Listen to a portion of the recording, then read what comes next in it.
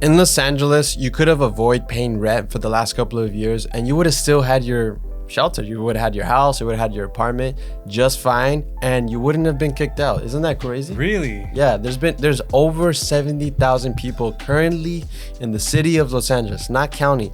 Roughly 71,000 people that were sent an eviction notice from February to November of 2023. This is last year. This is stats from the city of LA. And within that time frame, more than 71,000 notices were sent to different LA renters because they owe rent. On average, a lot of them owe roughly $3,500 to $4,000. 96% of those 71,000. Now, there's obviously 4% that owe more than that.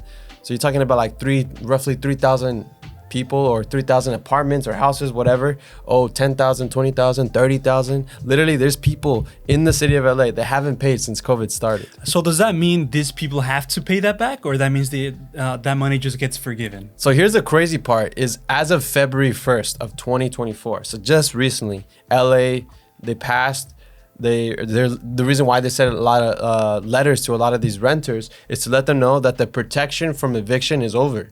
So if you owe rent and you live in the city of Los Angeles, you gotta pay your rent back. Whatever you owe, figure it out, or else you're gonna get evicted. So the crazy thing is, man, 71,000 people are behind on the rent in the city just in the city, not the county of LA. And if they owe roughly like $4,000, the average person doesn't even have $1,000 saved up for an emergency. Really? So just imagine, we might be seeing some amazing deals in LA, the city of LA, for apartments. Because imagine all those apartments, people get evicted. Imagine, or even like not even 70,000, but like 10% of those, 7,000. That means the prices there might be some deals this summer. Rents might go down. Yeah, rents might go down, or there might be amazing deals where the rent stays the same, but you get 6 months off or something like that. Because yeah, there's been some people that just took advantage of that. And not only that, so now that the protection is gone for the people in LA, but also in the city of LA, the council voted last year that starting this year, landlords that own properties in the city of LA, they were especially in rent controlled areas. So there's places in the city of LA where you cannot raise the rent a certain amount. You're limited. It's called rent control, basically. And it was basically non-existent. You couldn't raise rent for the last basically 4 years, since 2020. Since 2020, some landlords have not raised a penny of their rent. Not because they didn't want to, because they couldn't. But as of this year, starting this year in 2024, the city of LA, the council, I guess they were pressured. Finally, they allowed that the landlords can start increasing rent of up to 6%. There's different reasons why up to 6%. Like, for example, if your landlord covers your utilities, they could do up to 6%. If not, I think the number is 4%. So if you're in LA and you're watching, keep in mind that your landlord might increase your rent very soon if you live in the city of Los Angeles. So that's man.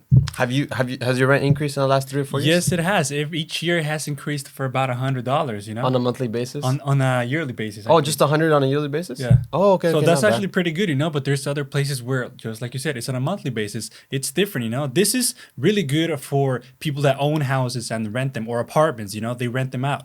That means they can make more money, because it's 6% more. But for the people that rent apartments or houses, they're gonna pay a little more each time they rent.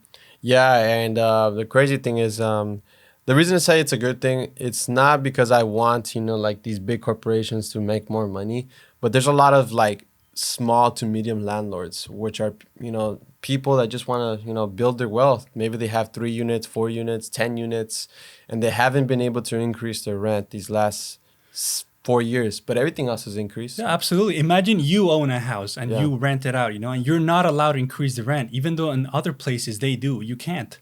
You have to make that money. You also have a family to feed. So this is good that's happening for certain people as well. Yeah, it's important when in any situation to always see both sides of the, there's people obviously that, they're loving not seeing the rent increase, but other people are hating it because, everything else has gone up in costs, but the rent stayed the same. And also, like I just shared, there's been some people that haven't even paid rent for the last couple of years.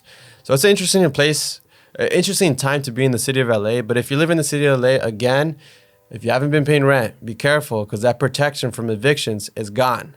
So talk with your landlord. Gotta pay your rent. Yeah, pay your rent, talk with your landlord. And if you hate rent, then buy. Save up and buy. That's the only way you're ever going to escape rent. Is it expensive? It is.